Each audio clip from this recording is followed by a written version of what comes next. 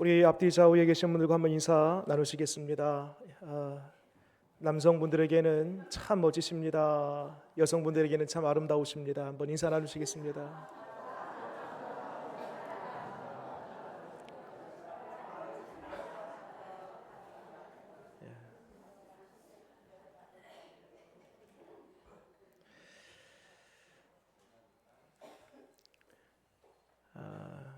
이집트의 피라미드에서 이 고고학자들에 의해 3,000년 전의 것으로 추정되는 미라 항구가 발견되었습니다. 그 자체로만으로도 세간의 이목을 집중시킬 만한데 더 눈길을 끌었던 것은 그 미라 손에 들렸던 한 움큼의 씨앗이었습니다. 우리 자녀들도 함께 앉아서 같이 예배드리자.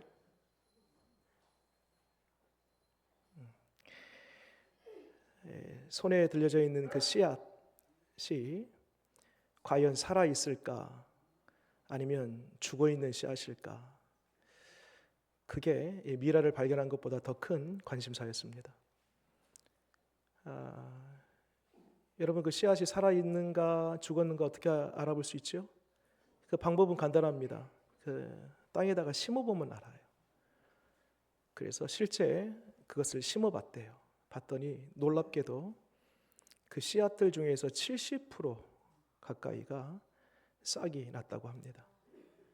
이게 3,000년 전의 것인데 3,000년 만에 씨앗이 나온 거예요.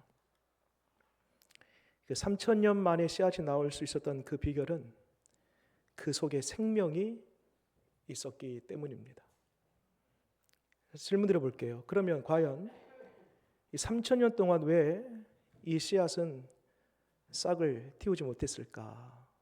그 이유는 그 시체, 그 죽어 있는 시신의 손에 들려 있었기 때문입니다. 마태복음 13장의 말씀을 보게 되면 거기에 예수님께서 씨의 비유를 하십니다.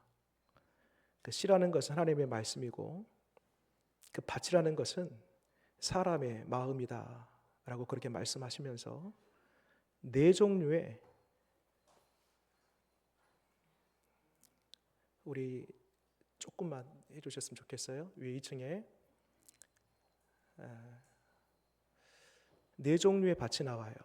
거기 보니까 길가에 떨어진 씨앗이 있는 밭이 나오고요, 길가밭, 그리고 돌밭이 나오고요, 가시떨기 밭이 나오고요, 그리고 마지막 좋은 밭이 나옵니다. 근데 씨가 떨어졌다고 해서 다 싹을 틔운 게 아니에요. 보니까 길가나 아니면 돌밭이나 가시떨기밭 같은 경우는요, 단 하나도 싹을 틔우지 못합니다. 유일하게 30배, 60배, 100배의 열매를 맺었던 그 밭은 좋은 밭이었습니다. 여러분, 하나님의 말씀은 순도 100%입니다. 그 말씀이 떨어질 때마다 모두에게 다 그 말씀이 30배, 60배, 100배의 열매를 맺을 수가 없는 것입니다. 문제는 하나님의 말씀은 순도 100%인데 내 마음이 어떠냐에 따라서 열매를 맺을 수도 있고 그렇지 않을 수도 있다는 것입니다.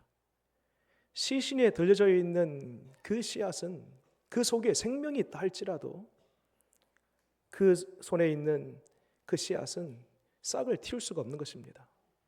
그러나 좋은 땅에 그 씨앗이 심겨지면 그 속에 생명이 있기에 3,000년이 지나도 30,000년이 지나도 시간에 관계없이 반드시 싹을 틔우는 것입니다. 여러분, 바라기는 하나님의 말씀 올 한 해도 우리가 읽고 또 그 말씀을 듣고 그 말씀을 대할 때마다 우리 심령이 좋은 밭이 되어서 30배, 60배, 100배의 열매를 맺는 저와 여러분 되시기를 바랍니다. 우리 지난 시간에 하나님이 꿈꾸시는 교회 첫 번째 시간 한번 정리해 보면 사도행전에 나와 있는 초대교회의 모습을 통해서 하나님이 디자인하시고 하나님이 꿈꾸시는 교회를 발견했습니다. 기도가 중심이 되고 살아있는 하나님의 말씀이 충만하고 나눔과 섬김이 풍성하여 온 백성들에게 친송을 받고 그리고 마침내 구원받은 사람들의 수가 더해지는 교회였다라고 했습니다. 지난 시간에 이어서 오늘 78주년 우리 창립 기념 주일을 맞이하면서 앞으로 우리 교회가 주님 오실 때까지 가야 할 교회의 방향, 그리고 관산교회의 이 공동체에 몸담고 있는 우리 성도 한 분 한 분 여러분들이 가져야 할 이 믿음의 자세가 무엇인지에 대해서 함께 살펴보기를 원합니다. 오늘 이 마태복음 25장의 배경을 보면 훨씬 더 예수님께서 요구하시는 그 얘기가 더 선명하게 잘 들립니다. 먼저 예수님께서 오늘 40절 말씀 보게 되면 이런 말씀을 하세요. 자, 40절 같이 한번 읽겠습니다. 시작. 임금이 대답하여 이르시되 내가 진실로 너희에게 이르노니 너희가 여기 내 형제 중에 지극히 작은 자 하나에게 한 것이 곧 내게 한 것이니라 하시고. 아멘. 한마디로 예수님께서 요구하고 계시는 것은 작은 자에 대한 관심이에요. 그리고 그 작은 자에게 작은 일을 하라라고 우리에게 말씀하고 있는 것입니다. 작은 자에 대한 관심, 그리고 그 작은 자에게 작은 일 하는 것. 도대체 어떤 배경 아래에서 이 말씀을 하셨을까? 마태복음 25장 이 전체를 보게 되면요, 크게 세 가지의 비유가 나와요. 그 첫 번째로는 10 처녀의 비유입니다. 5 처녀는 기름을 준비한 슬기로운 지혜로운 처녀예요. 그래서 신랑이 왔을 때에 미리 준비한 기름이 있었기 때문에 혼례잔치에 들어갑니다. 그러나 반대로 미련한 5 처녀가 나옵니다. 기름을 준비하지 못했어요. 결국 혼례잔치에 들어가지 못하게 됩니다. 그게 첫 번째 10 처녀의 비유이고요. 두 번째로는 달란트 비유가 나와요. 5 달란트, 2 달란트, 1 달란트를 주인이 이 종들에게 맡겨놓고 어디론가 떠납니다. 그리고 다시 돌아왔을 때에 결산할세라는 표현이 있어요. 맡겨놓은 거 다시 확인해 보는 거예요. 이때에 5 달란트, 2 달란트 받은 이 종들은 받은 것 가지고 최선을 다하여 장사하여 남음이 있게 합니다. 그러나 1 달란트 받은 사람은요, 땅에다가 묻어놓죠. 이후에 주인이 돌아왔을 때에 열심히 최선치를 다한 이 5 달란트, 2 달란트 받은 사람은 칭찬합니다. 잘했다. 충성된 종아. 주인의 즐거움에 참여할지니라 라고 말씀해 주세요. 반면에 1 달란트 받은 사람 땅에다가 묻어놨습니다. 악하고 게으른 종아.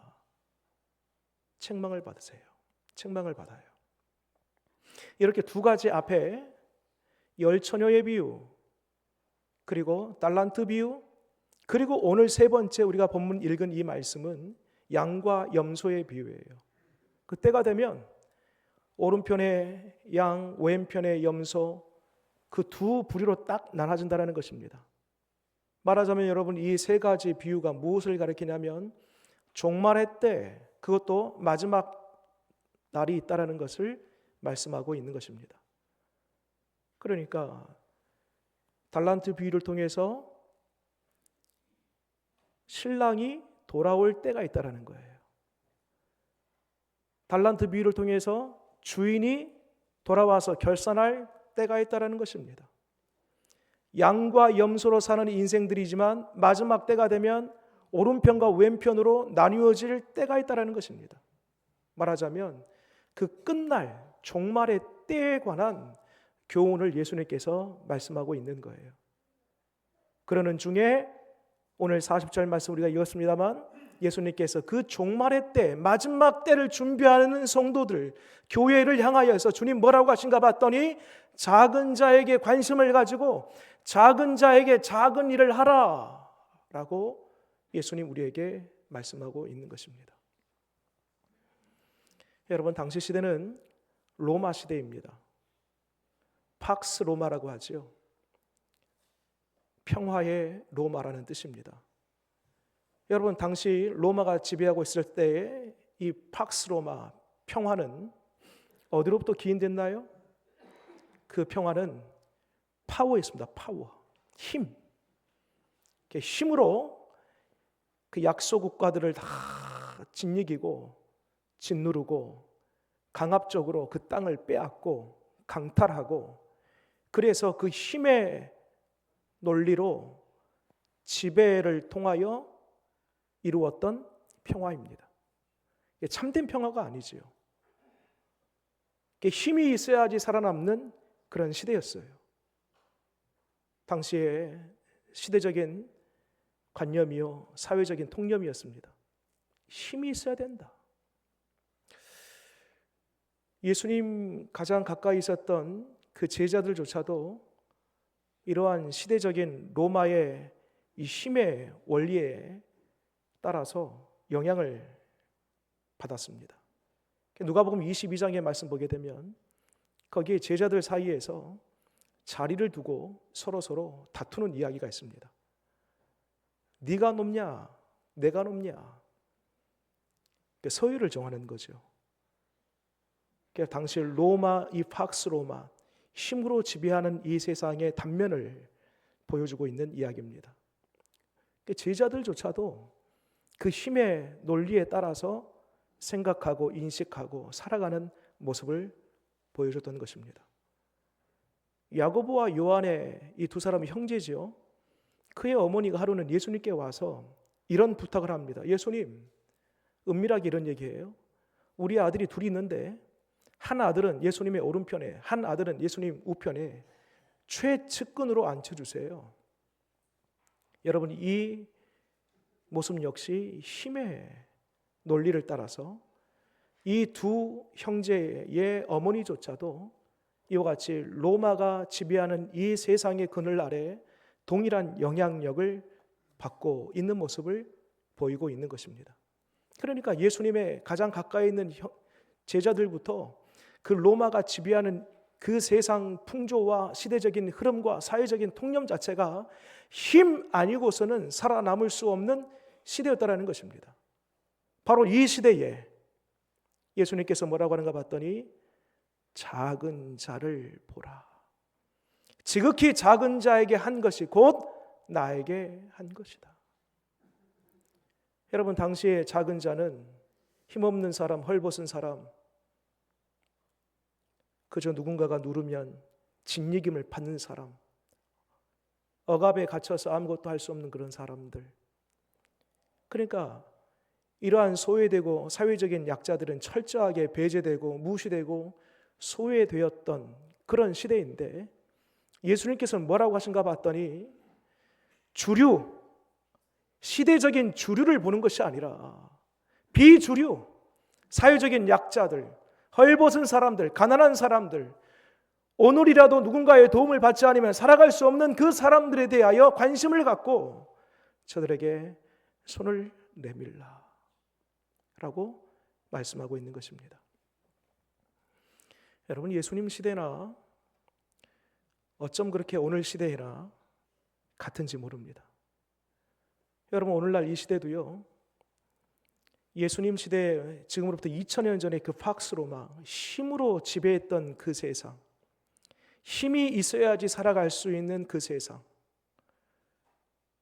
어쩜 오늘날 이 시대가 그리 닮아 있는지 모릅니다. 가진 자가 없는 자를, 있는 자가 없는 자를, 있는 자, 가진 자는 자기 것을 유지하고 자기 것을 확장하고 확보하기 위해서 그 약한 자, 없는 자를 이용합니다.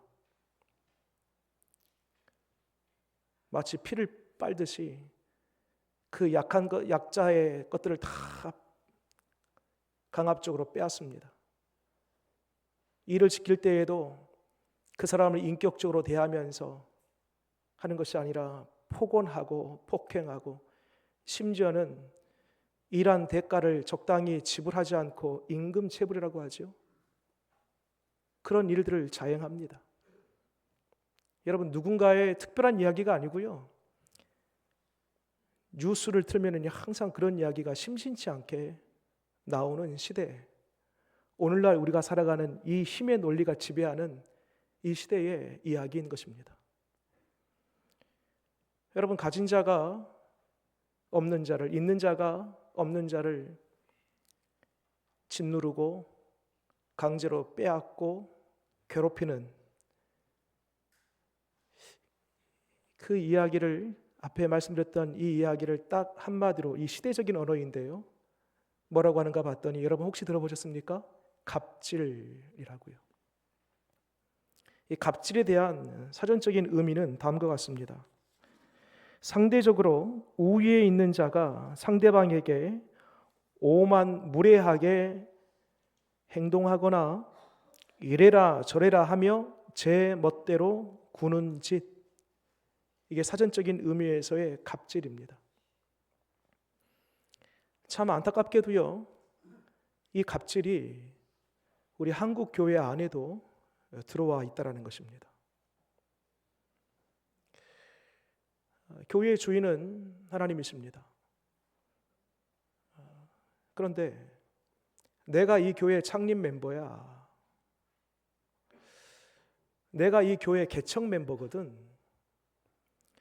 나는 이 교회에서 어떠한 직분과 직책을 맡아서 나름의 특권이 있어. 물론 그것을 가시적으로 표현하지는 않지만 그 속으로 생각하면서 은근 교회를 사유화하는 행태, 갑질입니다.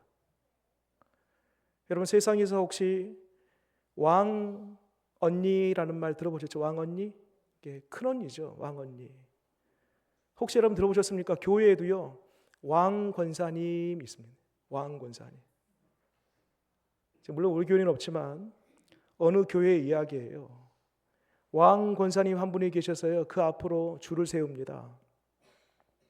그 자기 말을 듣지 않으면 철저하게 배제하고 왕따시키고, 자기 말을 들어야지 뭔가 교회에서도 일을 주고, 이게 갑질이지요. 오늘날 대형교회의 이 세습의 문제가 화두입니다. 여러분, 세습도요, 그 내면을 가만히 들여다보면 그것도 목회자의 갑질입니다. 참 안타까운 현실이지요. 여러분, 오늘 우리가 78주년 창립 기념을 맞이합니다. 그러면서 한 주간 하나님, 어떤 말씀을 우리 교회 성도들과 함께 나눌까요? 그리고 주님 오실 때까지 관상교회가 존립하고 주님 오실 때까지 우리 교회가 주 앞에 칭찬받는 교회로 살아남아야 될 터인데 어떤 말씀으로 함께 나누면 좋겠습니까? 기도하는 중에 오늘 40절 말씀을 주님이 생각나게 해주셨습니다. 관상교회 성도들아, 작은 자, 지극히 작은 자 나에게 한 것이 나에게 한 것이라. 여러분, 이 말씀 받기를 원합니다. 이 말씀이 우리 교회의 앞으로의 방향성이 되고, 내가 관상교회에 몸 담고 있는 동안 나의 정체성이 되어지는 은혜가 있으시기를 바랍니다. 여러분, 하나님께서, 예수님께서 오늘 이 종말의 시대를 살아가는 우리에게 힘이 지배하는 이 시대, 그것이 돈이든 명예든 권력이든 그 세상의 가치가 있어야지 살아갈 수 있는, 숨 쉴 수 있는 이 시대 가운데에 철저하게 외면받고 무시받고 업심 여기는 그런 약자들을 향하여서 주님이 관심을 가지고 저들에게 손을 내밀라 라고 하는 그 이유가 뭘까요? 왜 하필 종말의 시대를 살아가는 우리에게? 결론부터 말씀드리면 우리는 쉽게 변질되기 때문입니다. 우리의 믿음을 현상 유지한다?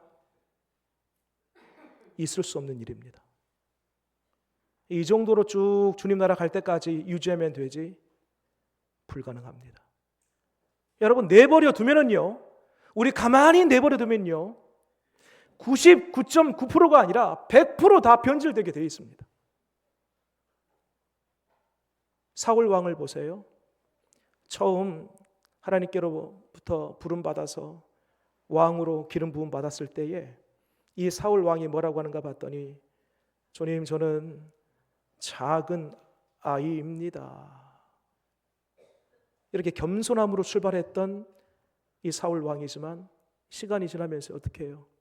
하나님의 자리에 자기가 앉고 교만함의 자리에 앉으면서 결국 하나님께서 내가 너를 버렸노라 폐위당하고 말지 않습니까? 이렇게 겸손하기 시작했다가 내버려 두니까 교만하여 변질됨으로 버림을 당한 것입니다. 여러분, 솔로몬도 그래요. 솔로몬 역시 처음 왕위로 인침을 받았을 때에 하나님, 저는 정말 작디 작은 자입니다 라고 겸손하게 출발했단 말이에요. 근데 점점 시간이 지날수록 그냥 내버려 두니까 나중에는 그 이웃 나라들과 동맹을 맺어요. 동맹을 맺는 그 이유는 미연의 전쟁을 방지하기 위해서. 그러면서 그 이웃 나라의 왕비들을, 자기의 이웃 나라의 그 공주들을 자기의 아내로 다 삼지요. 그러니까 문제는 그 공주들이 들어오면서 그 이방 신들까지 같이 수립되어 들어옵니다. 나중에 솔로몬 말년을 보니까요, 온 천지 예루살렘뿐만 아니라 그 유대 땅 전역에 우상 천지로 변했지 않습니까? 여러분, 사울 왕도 솔로몬 왕도 나름 그 시작은 겸손하게 믿음으로 뜨겁게 그렇게 시작했지만 점점 시간이 지날수록 하나같이 다 변질되고 말았다는 것입니다. 여러분, 우리라고 변질되지 않는 법 없습니다. 우리도요, 오히려 신앙생활이 10년 정도까지는요 뜨거워요. 10년 정도까지는요 교회에 오는 것이 즐거워요. 십자가만 바라봐도요 가슴이 뭉클해져요. 말씀 한 구절, 찬송 한 구절만 불러도요 눈물이 나요. 그런데 20년, 30년 시간이 지나서 신앙생활 하다 보면 어느 순간에 내 마음이 설교 서두에 말씀드렸던 길가와 같이 굳어져 버린 마음이 되는 거예요.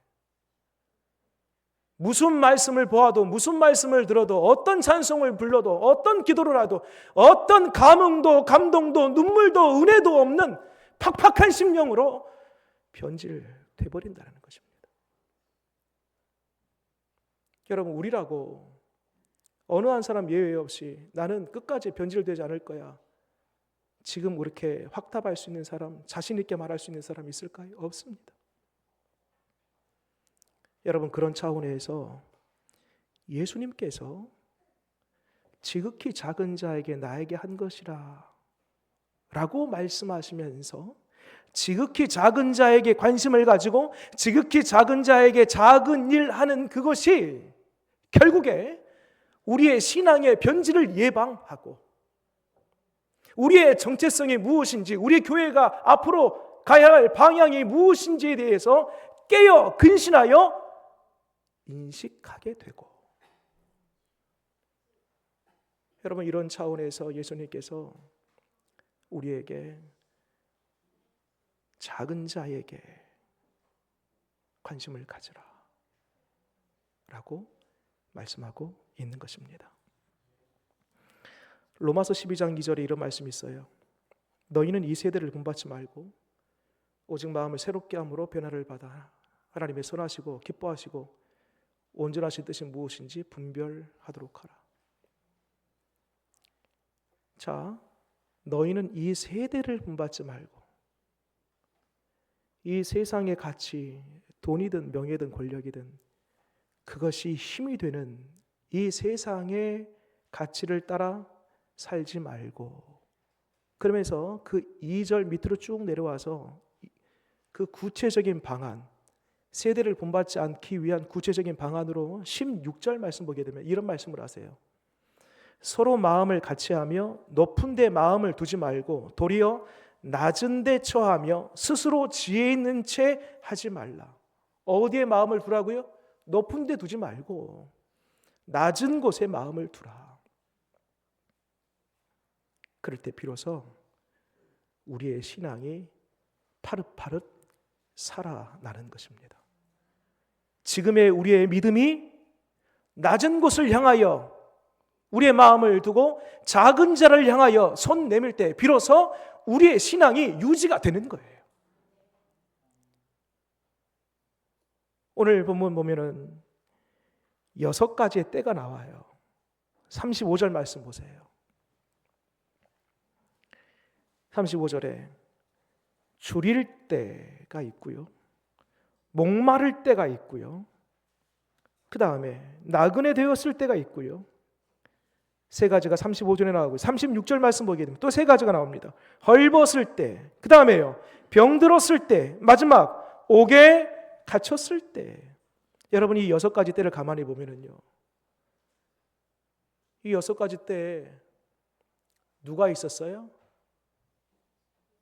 내가 있었어요. 우리가 있었어요. 여러분, 줄일 때, 목마를 때, 죄인으로 살아가는 우리의 인생이 늘 영적인 허기짐과 목마름이 있었습니다. 나그네 되었을 때 외로워요. 죄인으로 살아가는 우리는 늘 외롭습니다. 또 헐벗었을 때 수치스러워요. 죄를 가지고 있는 우리는 늘 그 죄 앞에서 수치스러움을 느낍니다. 병들었을 때 아파요. 고통스럽습니다. 죄로 인한 고통과 아픔이 있었어요. 옥에 갇혔을 때에 자유함이 없습니다. 죄의 쇠사슬에 묶여서 우리 어디도 가지 못했습니다. 자유함이 없었습니다. 여러분이 6가지 때가 곧 우리의 때예요. 그런데 이 6가지 굶주리고 목마르고 외롭고 수치스럽고 아프고 자유함이 없을 바로 그때에 이 모든 6가지의 것을 다 우리 예수님이 가져가시고 십자가를 통하여서 우리에게 영적인 배부름과 해갈과 함께함과 영적인 부유함과 풍성함, 자유함을 우리 예수님께서 주셨음을 믿으시기 바랍니다. 그러니까 여러분, 여기 보면은요, 이 작은 자에 대한 관심과 함께 그 작은 자에게 무엇을 하라고 하는가 가만히 보세요. 35절 말씀. 내가 줄일 때에 너희가 먹을 것을 주는 거예요. 여러분, 쉬운 일이에요? 어려운 일이에요? 그리 어렵지 않습니다. 먹을 거 주는 거 어렵지 않아요. 목마를 때에 마시게 하는 거, 물 한 컵 주는 거 쉬운 일이에요? 어려운 일이에요? 어려운 일이 아닙니다. 얼마든지 할 수 있는 일이에요. 뒤에 이어지는 것도 마찬가지예요. 나그네 되었을 때 영접하는 거, 헐벗었을 때 옷 입히는 거, 병들었을 때 돌보는 거, 옥에 갇혔을 때 와서 보는 거. 이 6가지 때의 6가지 일들은요, 지극히 작은 일입니다. 여러분, 그거 아십니까? 우리 주님은요, 세계 평화, 인류 구원, 하나님 저에게 아시아를 주시고 아프리카를 주시고 한 대륙을 주시고, 이 거창한 이야기보다도요, 우리 주님은 작은 자에게 작은 일 하는 것에 더 큰 관심을 가지고 있는 것입니다. 어떤 분들은 아주 거창하게 하나님 세계 평화, 인류 구원, 그렇게 기도하고 마치 구호처럼 막 외치는데 정작 내 옆에 있는 아파하는 사람들에게 문자 한 통, 전화 한 통이 없어요. 하나님, 모든 사람을 다 사랑하게 해주십시오. 거창하죠? 근데 항상 시어머니는 제외.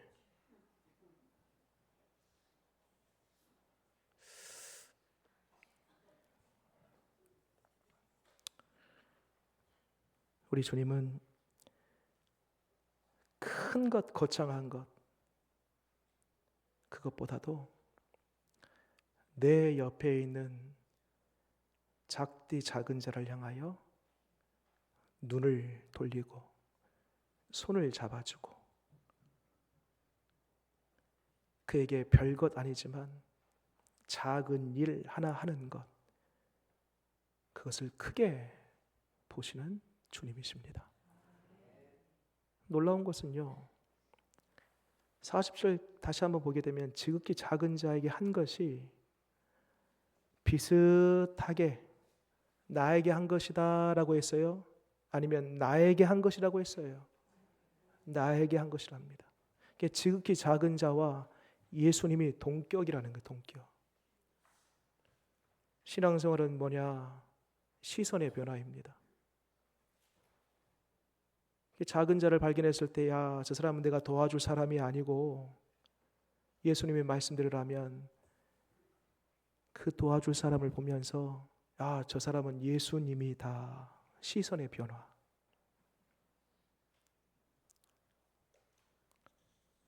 여러분, 이런 은혜가 있기를 바랍니다. 작은 불이 온 산을 태웁니다. 우리의 작은 섬김 하나하나가 모아져서요, 우리 관산교회를 든든히 세워가는 것입니다. 마지막으로요, 수만 명의 고아를 돌보고 살렸던 마더 테레사 수녀가 쓴 회고록에 그가 남긴 그 글귀를 마지막으로 읽어드리면서 오늘 설교를 가늠하겠습니다. 한 번에 한 사람씩. 난 결코 대중을 구원하려고 하지 않는다. 난 다만 한 개인을 바라볼 뿐이다. 난 한 번에 단지 한 사람만을 사랑할 수 있다. 한 번에 단지 한 사람만을 껴안을 수 있다. 단지 한 사람, 한 사람, 한 사람씩만. 따라서 당신도 시작하고 나도 시작하는 것이다. 난 한 사람을 붙잡는다. 만일 내가 그 사람을 붙잡지 않는다라면 나는 42,000명을 붙잡지 못했을 것이다. 모든 능력은 단지 바다에 붓는 한 방울 물과 같다. 하지만 만일 내가 그 한 방울의 물을 붓지 않는다면 바다는 그 한 방울만큼 줄어들 것이다. 당신에게도 마찬가지다. 당신의 가족에게도 한 번에 한 사람씩. 기도하겠습니다.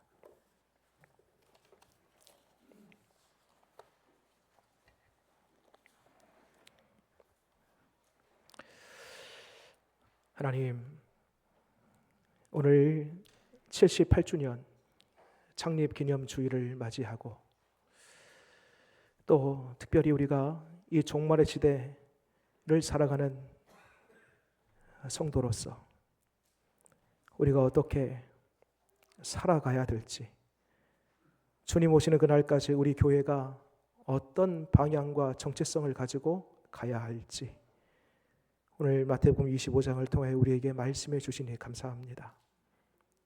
온통 세상의 관심은 돈, 명예, 권력, 그것이 힘이라고 하고 그것을 자랑하고 그것을 유지하기 위해 모든 방법을 동원하는 힘의 논리가 지배하는 이 세상 가운데 우리가 살아가는데, 우리 주님 말씀처럼 우리는 지극히 작은 자에게 관심을 갖게 하시고 지극히 작은 자에게 손 내밀 수 있는 우리의 교회 되게 하여 주시옵소서. 지극히 작은 자에게 한 것이 곧 예수님에게 한 것이다 라고 우리 주님이 말씀하였사오니, 세상의 가치관으로 눈 멀고 오염된 우리의 눈을 깨끗이 씻어주셔서 작은 자가 보이게 하여 주옵소서. 그리고 보이는 것을 넘어서 이제 그들에게 찾아가게 하시고 따뜻한 말, 위로의 말, 격려의 말, 그를 살려낼 수 있는 말을 할 수 있는 우리 되게 하여 주옵소서. 우리 관성교회를 지금까지 인도하신 주님, 앞으로도 주님이 오늘 우리에게 주신 이 명령 잘 받들어 지켜 나감으로 주님 오는 그날까지 건강한 교회, 주님이 기뻐하시는 교회, 이 시대가 주목하는 우리 교회 되게 하여 주옵소서. 예수님 이름으로 기도드립니다.